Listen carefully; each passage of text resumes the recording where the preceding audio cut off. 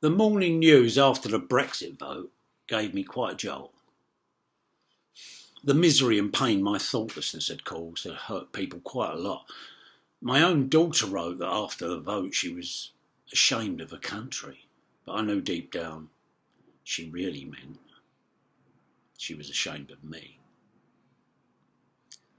The media helped me understand where I'd gone wrong and where the vote was lame. The subtext on every news channel and show really made it plain. A is for a Remainer. B is for a B leaver. Now, plan A is always top of the list.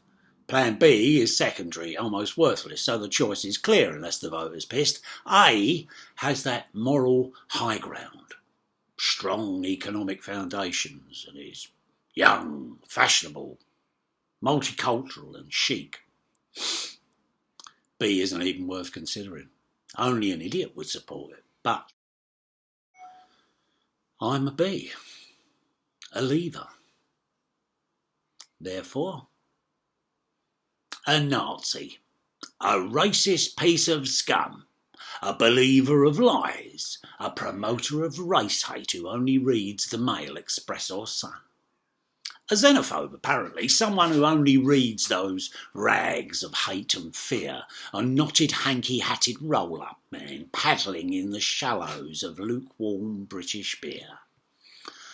I'm someone who would condemn our children to be imprisoned on this isle, to never know the joy of working in La Rochelle or of retiring in the sun on the costas with dear old mum, an ignorant twat of Little England who just can't do the sums.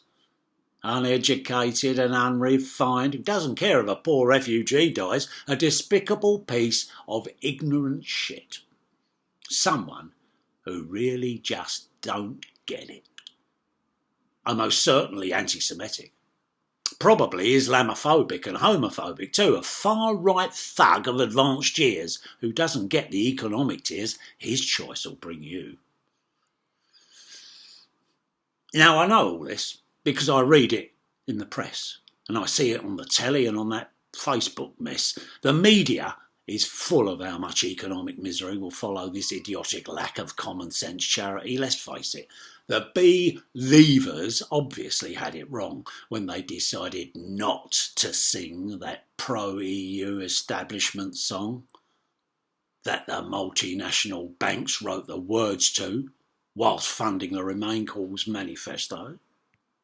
By deciding to ignore their self-serving economy, which only benefits them, not you, certainly not me, and voting against what seemingly some old gits like me could see, the 800-pound gorilla in the room of too many people for our society. Look, in 1965, when I was at school, we had 50 million living here, rich and poor. Despite a declining birth rate, we now have 64. Though those are the official figures. With the illegals, there's got to be more. So we've added at least 25% to our population bin just as a result of letting people in. But the Remainers say this is not enough and that we need more. But none of them can tell me what their number would be when they would shut the door. What, 64, 84, or 184 million or more? 40 years we've been lining up for the EU, 40 years of ever-lengthening queues for everything, for houses, for hospitals and for schools. 40 years of experience has taught us old uns to distrust the promises of those who profit from overcrowd the masses. Yes, the banksters. They want to increase the effects of supply and demand, which will raise again the property prices in our land, caring nothing for the quality of life of the little man. All that matters to them is to sell more mortgages, greenbelt and broadband. And as our rents rise, the dollars will swell in their greedy, sweaty hands or pile high in tax-free havens in far-off other lands. It's clear as clear can be to me that only a very few get the true nature of our trickle-down economy. That's where the money goes first to the wealthy and stays there.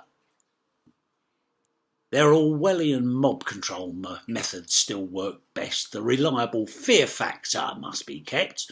Machiavellian old rules must never go. Them and us, haves and have-nots, remain and leave. Divide and conquer keeps the status quo. For whilst we argue amongst ourselves, we confirm we are just sheep for the 1% elite to perpetually manipulate. The choice was like a red or blue pill plot from the Matrix. Remember that? Or the Emperor's New Clothes. Because things are never quite what they seem in this Game of Thrones. It's the blind leading the blind, so many just towing a partisan line, using political correctness to guilt scratch that itch, and to what ultimate end? Just entitled pockets to further enrich. Beware the Ides of March, when the EU rich doctors throw their bones, because we're all pawns in their game, all just bloody clones. Other than them, there are no winners in this EU spot of bother. We all lose something on the one hand, or lose even more on the other. Nobody wants to give up being an EU member, but there's no such thing as a free lunch, remember. So if there's ever a second chance for you Remainers to get your way, just be sure it's a fair price we all pay. I'm not trying to change any minds, that's going to be too hard a rock to climb, but I implore you to think twice next time someone tries to tell you that believers just haven't thought it through, or that we don't care, because some of us have, and some of us do. We really do. Thank you.